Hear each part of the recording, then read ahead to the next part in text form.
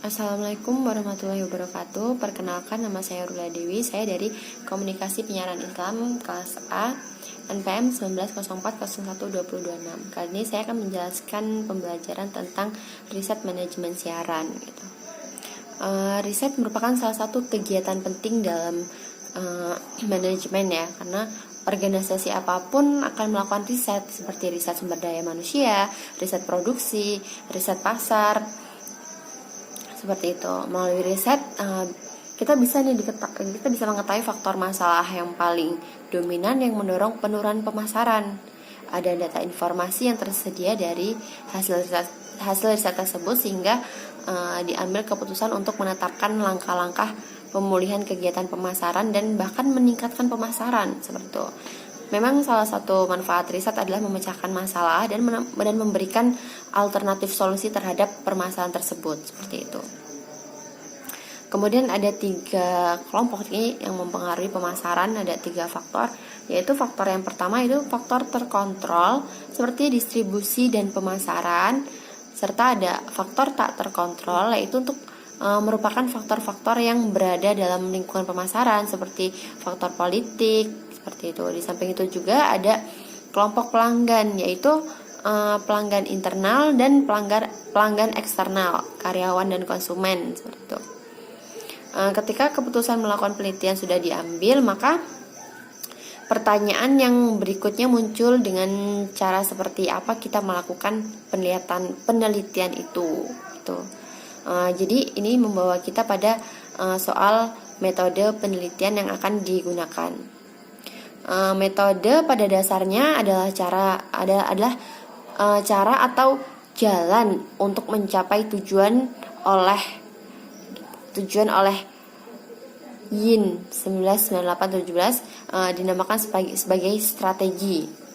Kemudian ada beberapa metode yang bisa digunakan untuk penelitian, termasuk penelitian manajemen ya. Karena banyak ahli yang membagi metode tersebut menjadi 2, yaitu eksperimental, berarti kita melakukan intervensi atas kenyataan dengan melakukan kontrol atau variabel tertentu.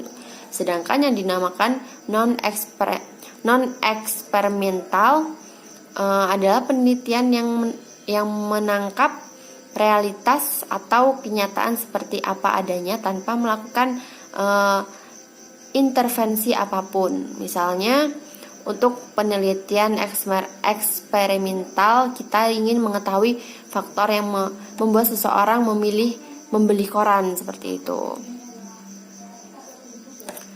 Kemudian ada strategi-strategi yang dilakukan nih. Yang pertama ada 5 strategi, yaitu yang pertama ada eksperimen, kemudian survei, analisis dokumen, sejarah, dan studi khusus. Pemilihan strategi itu tuh akan banyak ditentukan oleh pertanyaan atau permasalahan yang diajukan. Misalnya, bila kita ingin mengetahui apa yang mendorong orang mendengarkan siaran radio, akan berbeda strategi penelitiannya untuk pernyataan mengapa orang mendengarkan siaran radio gitu. Dengan demikian, sebelum kita menetapkan metode penelitian apa yang akan kita gunakan, akan banyak ditentukan oleh permasalahan apa yang hendak kita selesaikan atau kita cari solusinya melalui penelitian tersebut.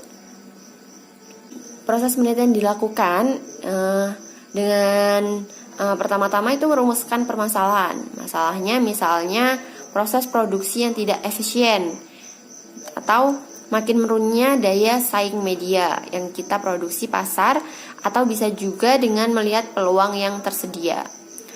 Kita ingin mengkaji misalnya seberapa besar sebetulnya potensi pasar untuk televisi berlangganan di Indonesia untuk melihat peluang besar bagi televisi berlangganan gitu. Biasanya permasalahan tersebut disusun dalam bentuk pertanyaan. Misalnya, bagaimana perilaku khalayak televisi di Indonesia dalam menonton televisi. Yang kedua yaitu bagaimana sistem operasi untuk produk siaran di stasiun radio. Kemudian Yang ketiga, apa perbedaan antara pemasaran dengan pemanfaatan distribusi melalui agen koran dan saluran distribusi yang dibangun sendiri oleh perusahaan koran? Dalam riset media massa yang bertujuan untuk mengetahui jenis informasi yang diperlukan, misalnya membuat angket seperti berikut nih. Informasi yang diperlukan, misalnya kita membuat angket seperti yang pertama, data pribadi kayak usia gitu, tanggal lahir kita. Terus data pendapatan, jadi data pendapatan kita per bulan. Terus ada data sumber informasi, data sumber hiburan gitu.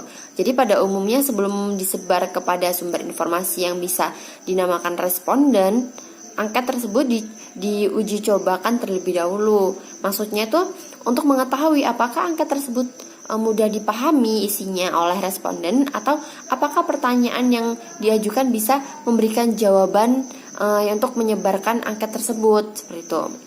Pada responden, bila sudah menetapkan sampelnya, maka tentu kita akan menyebarkan angket itu pada sampel yang sudah menemui responden itu ke kantor di rumahnya. Oke. Jadi itu saja penjelasan dari saya. Wabillahi taufiq wal hidayah. Wassalamualaikum warahmatullahi wabarakatuh.